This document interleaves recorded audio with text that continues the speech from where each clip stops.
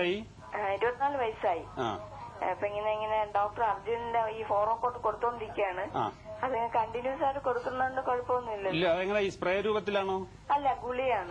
ഗുളിക രൂപത്തിലായാലും കുഴപ്പമില്ല. ഫോറാക്കോട്ട് എന്ന് പറയുന്ന മരുന്ന് ഞാൻ ഈ പറഞ്ഞ പോലെ ഈ പെട്ടെന്ന് ശ്വാസം മുട്ട് മരുന്ന് ബ്രോങ്കോ ഡയലേറ്ററും നീരിനുള്ള സ്റ്റീറോയിഡ് രണ്ടും കൂടെ കൂടിയിട്ടുള്ള ഒരു മിക്സ്ഡ് മരുന്നാണ്. അത് വളരെ നല്ലതാണ്. അപ്പൊ ഈ ചെസ്റ്റ് സ്പെഷ്യലിസ്റ്റ് ഡോക്ടറെ കാണിച്ചിട്ട് ഈ മരുന്ന് ഇടയ്ക്കിടയ്ക്ക് ഒരു 2-3 മാസം കൂടുമ്പോൾ ഡോക്ടറെ കാണിച്ചിട്ട് അർജുൻ ഡോക്ടറെ കാണിച്ചിട്ട് അതൊന്ന് ടൈറ്റ്റേറ്റ് ചെയ്യണം. കൂടുന്നുണ്ടോ കുറയുന്നുണ്ടോ എന്നുള്ളത് ഈ പൾമണറി ഫംഗ്ഷൻ ടെസ്റ്റ് ഒക്കെ ചെയ്ത് നമുക്ക് കൂട്ടിയും കുറച്ചും അത് മാറ്റിയെടുക്കാം. 27 വയസ്സിലായുള്ളൂ. 1 വർഷമോ 2 വർഷം കൊണ്ട് നമുക്ക് കംപ്ലീറ്റ് മാറ്റിയെടുക്കാവുന്നേ. അല്ല, എന്ന് രാവിലെ എണീക്കുമ്പോൾ തുമ്മലും പിന്നെ ഈ കഫത്തിന്റെ പോലെ ഇങ്ങനെ ഉണ്ട്. എന്നുണ്ട് ഇത് ഉപയോഗിക്കുന്നെങ്കിലും ഉണ്ട്. ഇത് അത് മരുന്നുകൾ ചിലപ്പോൾ സ്വന്തം ഇഷ്ടപ്രകാരം കുറേശ്ശെ കുറയ്ക്കുന്നുണ്ടായിരിക്കും. കൃത്യമായിട്ട് ഗുളിക കണ്ടിന്യൂസ് ആയിട്ട് രാവിലെയും രാത്രിയിലും കഴിക്കാൻ പറഞ്ഞു. ഇപ്പം ഡോക്ടർ പറഞ്ഞു 1 നേരം ആക്കാൻ പറഞ്ഞു. പക്ഷെ എന്നാലും രാവിലെ മിക്കവാറും ദിവസമൊന്നും കുളിക്കാറില്ല. ഈ ഫൊറാക്കോട്ട് മരുന്ന് തുമ്മലിന് എഫക്റ്റ് അല്ല. അപ്പൊ തുമ്മലിനായിട്ട് ഞാൻ പറഞ്ഞ പോലെ ആന്റി ഹിസ്റ്റമിൻസ് അല്ലെ മൂക്കിലടിക്കുന്ന സ്പ്രേ ഡോക്ടറെ കാണിച്ചിട്ട് മൂക്കിലൂടെ സ്പ്രേ ഉപയോഗിച്ചു കഴിഞ്ഞാൽ രാവിലെ എഴുന്നേൽക്കുമ്പോഴുള്ള തുമ്മല് മൂക്ക് ചൊറിച്ചിൽ അത് മാറും. പിന്നെ ഫൊറാക്കോട്ട് ആയാലും ഉപയോഗിച്ചു കഴിഞ്ഞാൽ മാറും. കേട്ടോ, താങ്ക് യു കേട്ടോ. ഇപ്പൊ നമ്മൾ വീണ്ടും മറ്റൊരു ചോദ്യത്തിലേക്ക് വരാം. ഇതുമായിട്ട് കുറച്ച് വേണമെങ്കിൽ കോൺട്രഡിക്ടറി ആണെന്ന് വേണം പറയാം. ഇപ്പോ വലുവിനൊക്കെ ഹൈദരാബാദിൽ പോയിട്ട് മീൻ വിഴുങ്ങുക എന്നൊക്കെ പറഞ്ഞ് കേട്ടിട്ടുണ്ട്. അപ്പം അത് എന്താണ് ശരിക്കും? അത് ശരിക്കും എന്താണെന്ന് പറഞ്ഞ് എനിക്ക് അറിഞ്ഞുകൂടാ. പക്ഷെ അതിനെപ്പറ്റി ഞങ്ങൾ അലോപ്പതിയിൽ തന്നെ 1-2 സ്റ്റഡികൾ നടത്തിയിട്ട് ഈ ഹൈദരാബാദിലുള്ള മീൻ ചികിത്സ മൂലം വലിയൊരു വ്യത്യാസമൊന്നും കണ്ടിട്ടില്ലെന്നുള്ളതാണ്. പ്രോബ്ലി അത് കുറച്ചൊരു സൈക്കോളജിക്കൽ ആയിരിക്കാം. ആസ്മയ കംപ്ലീറ്റ് ഒരു ഓർഗാനിക് ഡിസീസ് എന്ന് പറഞ്ഞുള്ള കുറച്ചൊരു സൈക്കോജനിക് കമ്പോണന്റും ഉണ്ട്. അപ്പൊ അത് പ്രോബ്ലി ഒരു പ്ലാസിബോ എഫക്ട്, രോഗിക്ക് തന്നെ ഒരു നല്ലൊരു മനോവിശ്വാസത്തോടുകൂടി അത് ചെയ്യുന്നതുകൊണ്ട് കുറച്ചൊരു വ്യത്യാസം വരുന്നു എന്നുള്ളതേ എനിക്ക് തോന്നുന്നുള്ളൂ. എന്ന് മാത്രമല്ല, എല്ലാ മെഡിക്കൽ ശാഖകളും ആസ്മ ട്രീറ്റ് ചെയ്യാമെന്ന് പറയുന്നുണ്ടെങ്കിൽ ഇപ്പോഴും അലോപ്പതിയിലെ ഈ treatment it is so dramatic, so conclusively proved that I don't think that ഈ അലോപ്പതി ചികിത്സ മാറി വേറൊരു ചികിത്സയിലോട്ട് പോകേണ്ട ആവശ്യമുണ്ടെന്ന് എനിക്ക് ഇതുവരെ തോന്നിയിട്ടില്ല. ഇപ്പൊ ഒരു പ്രേക്ഷകൻ വിളിച്ചു പറഞ്ഞു ദിവസം കുളിക്കാറില്ല എന്നൊക്കെ പറഞ്ഞു, തണുത്ത ഭക്ഷണമൊക്കെ അവോയ്ഡ് ചെയ്യാണ്. അങ്ങനെ ചെയ്യണം എന്നുണ്ടോ ആസ്മ രോഗികൾ? നമുക്ക് സംശയമുള്ള സാഹചര്യങ്ങളിൽ നിന്നും നമ്മൾ മാറി നിൽക്കുന്നതായിരിക്കും നല്ലത്. ഉദാഹരണമായിട്ട് കൊയ്ത്ത്, എല്ലാ വർഷവും കൊയ്ത്ത് സീസണിൽ ശ്വാസം മുട്ട് വരുന്നവർ ആ കൊയ്ത്ത് സമയത്ത് അവിടെ നിന്ന് മാറി നിൽക്കാൻ ശ്രമിക്കുക. അതുപോലെ തന്നെ ചിലർക്ക് വീട്ടിൽ പട്ടി, പൂച്ച ഇതൊക്കെ കുമില അലർജി വരാൻ, പൂച്ച വളരെ അലർജനിക്ക് ഒരു അപ്പൊ പൂച്ച വീട്ടിലുണ്ടെങ്കിൽ പൂച്ച എവിടെയെങ്കിലും മാറ്റി നിർത്താൻ നോക്കും. അങ്ങനെയൊക്കെ ചെയ്യുന്നത് വളരെ നല്ലതാണ്. തല കുളിക്കുമ്പോൾ ശ്വാസം മുട്ട് കൂടുന്നതിന് വലിയൊരു സയന്റിഫിക് റീസൺ ഇല്ലെങ്കിൽ പോലും പലർക്കും കാണാറുള്ളതാണ്. പ്രത്യേകിച്ച് എണ്ണ തേച്ച് കുളിച്ചു കഴിഞ്ഞാൽ ശ്വാസം മുട്ട് കൂടുന്നു എന്നൊക്കെ രോഗികൾ വളരെ ഉറപ്പിച്ച് പറയും. അതുപോലെ തന്നെ കാലാവസ്ഥ വ്യത്യാസം, വാവിന് ആസ്മ കൂടുന്നു. അതിന് ഞങ്ങൾക്ക് അലോപ്പതിയിൽ വളരെ ഒരു ഡെഫിനറ്റ് ആയിട്ട് ഇത് കണ്ടിട്ടില്ലെങ്കിൽ പോലും ആ സമയത്ത് പൂക്കുന്ന പൂവുകള് അല്ലെ ആ സമയത്ത് എയറിലുണ്ടാകുന്ന വ്യത്യാസങ്ങൾ ഇതൊക്കെ മൂലം ആയിരിക്കണം ഇത് വരും. പക്ഷേ എല്ലാ ആസ്മ രോഗികൾക്കും അത് വരണമെന്നില്ല. ഇല്ല, ചില ആസ്മ രോഗികൾക്ക് വരും. പക്ഷെ മിക്ക ആസ്മ രോഗികളിലും തണുത്ത എയർ ശ്വസിക്കുവാണെങ്കിൽ ഉടൻ തന്നെ ശ്വാസം മുട്ടലൊന്ന് കൂടുന്നതായിട്ടാണ് നമ്മൾ കാണുന്നത്. തണുത്ത എയർ അങ്ങോട്ട് ഉള്ളിലോട്ട് ചെല്ലുമ്പോൾ ഈ ബ്രോങ്കോ സ്പാസം വരും.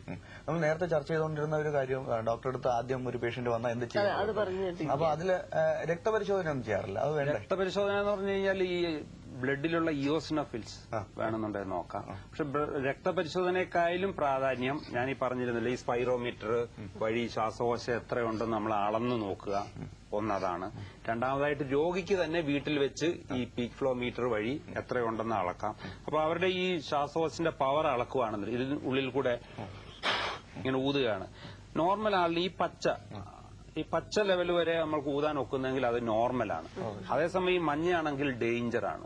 റെഡ് ആണെന്നുണ്ടെങ്കിൽ വളരെ ശ്വാസം മുട്ട് കൂടി എന്നുള്ളതാണ്. അപ്പൊ ഈ പീക്ക് ഫ്ലോ മീറ്റർ വീട്ടിലെ രോഗികൾ കൊണ്ട് അവർക്ക് തന്നെ ഓൾമോസ്റ്റ് ഒരു ടെസ്റ്റ് ചെയ്യുന്ന പോലെ ചെയ്തിട്ട് അവരുടെ മരുന്ന് കൂട്ടുകയും കുറയ്ക്കുകയും ചെയ്യാം. ഒരു ലെവലിൽ ആ റെഡ് സോണിൽ വന്ന ഡോക്ടറെ മീറ്റ് ചെയ്യുകയും ചെയ്യാം. അത് മനസ്സിലാക്കാൻ പറ്റുന്നത് തികച്ചും ഒരു മെക്കാനിക്കലായ ഒരു തടസ്സം മാത്രമാണ് ഈ ആസ്മ എന്ന് പറയുന്ന രോഗം. അതെ, ആസ്മ എന്ന് പറയുന്ന രോഗം മെക്കാനിക്കൽ തടസ്സമാണ്. ആ തടസ്സം നമ്മുടെ ശ്വാസകോശത്തിൽ ഈ കുഴലിൽ മാത്രമേ ഉള്ളൂ.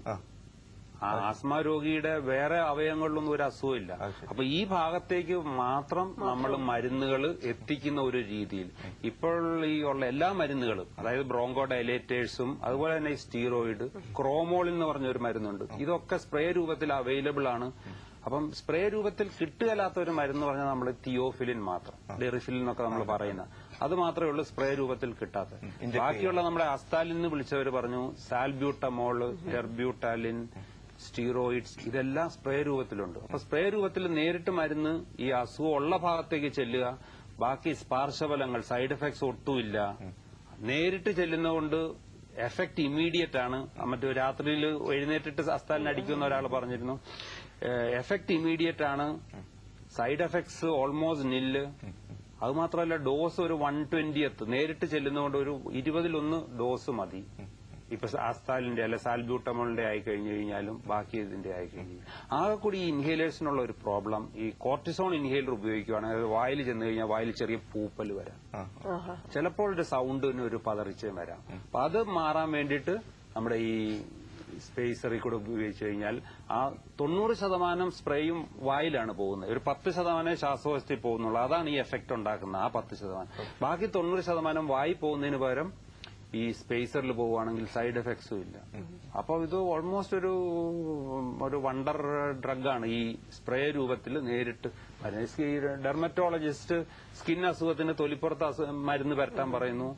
ഇപ്പൊ ഞങ്ങൾ ചെസ്റ്റ് ഫിസിഷ്യൻസ് അത് നേരെ ശ്വാസകോശത്തിലോട്ട് ആ മരുന്ന് അങ്ങോട്ട് ഓൾമോസ്റ്റ് പരട്ടാൻ പറയുന്നു. അത്രേ ഉള്ളൂ. സ്കിന്നിൽ തന്നെയും ചിലപ്പോൾ ബ്ലഡിലെ കുഴപ്പങ്ങൾ വരുത്താം, പക്ഷെ ഇവിടെ അതുമില്ല, അത്ര പോലും ഇല്ല. ഈ സ്റ്റീറോയിഡ് ഇൻഹേലർ പാർശ്വഫലങ്ങളൊന്നും വരുത്തുന്നില്ല, പൂർണ്ണമായി ഭേദമാക്കാൻ പറ്റും. അപ്പൊ പിന്നെ അലർജി ടെസ്റ്റിന്റെ ആവശ്യമുണ്ടോ ഡോക്ടർ? അല്ല, എല്ലാ രോഗികളിലും 100% ചിലപ്പോൾ സ്റ്റീറോയിഡ് വിജയിച്ചു എന്ന് വരികയല്ല. പിന്നെ അലർജി ടെസ്റ്റ് ചെയ്ത് കഴിഞ്ഞാൽ എന്ത് പദാർത്ഥങ്ങൾക്കാണ് അലർജി എന്ന് നമുക്ക് കണ്ടുപിടിച്ചിട്ട് അതിൽ നിന്ന് മാറി നിൽക്കാം. അപ്പൊ ഒരു മരുന്നും ഇല്ലാതെ നമ്മൾ ചികിത്സ മാറ്റുവാണ്. ഉദാഹരണമായിട്ട് ഒരു പൂച്ചയുടെ അലർജിയാണ്, ആ പൂച്ച മാറ്റി ആസ്മ മാറി. പിന്നെ അലർജി ടെസ്റ്റ് ചെയ്ത് കഴിഞ്ഞാൽ അതിന്റെ മരുന്നുകൾ ചെറിയ ഡോസിൽ കുത്തിവെക്കുകയാണെങ്കിൽ ഈ ഗുളികയുടെയും അതുപോലെ തന്നെ ഇൻഹേലറിന്റെയും ഒക്കെ കൂടി ചെന്ന് കഴിയുമ്പോൾ എഫക്ട് വളരെ സ്പീഡിലാവും, സൈഡ് എഫക്ട്സ് കുറയും, ഇച്ചിരൂടെ സ്പീഡിൽ നമുക്ക് ചികിത്സ ചെയ്യാം. പിന്നെ വളരെ അപൂർവം ചില സിവിയർ ആയിട്ടുള്ള ആസ്മ പേഷ്യൻസിന് ഈ സ്റ്റീറോയിഡ് ഇൻഹേലർ കൊണ്ട് പോലും ഇപ്പം 1-2 പേര് വിളിച്ചിരുന്നു, മാറുന്നില്ലെങ്കിൽ ഈ ഒരു അലർജി ടെസ്റ്റും ഇമ്മ്യൂണോതെറാപ്പി ഒരു ആഡഡ് എഫക്ട് വരും. ഇപ്പൊ ഈ പരിസ്ഥിതിയുടെ പ്രശ്നം കൊണ്ട് ഒരു തണുപ്പ് അല്ലെങ്കിൽ അലർജി, എന്തെങ്കിലും തരത്തിലുള്ള അലർജി അതുമൂലം അല്ലാതെ ഒരു ആസ്മ സ്റ്റിമുലേറ്റ് ചെയ്യപ്പെടാറുണ്ടോ ഏതെങ്കിലും അവസ്ഥയിൽ?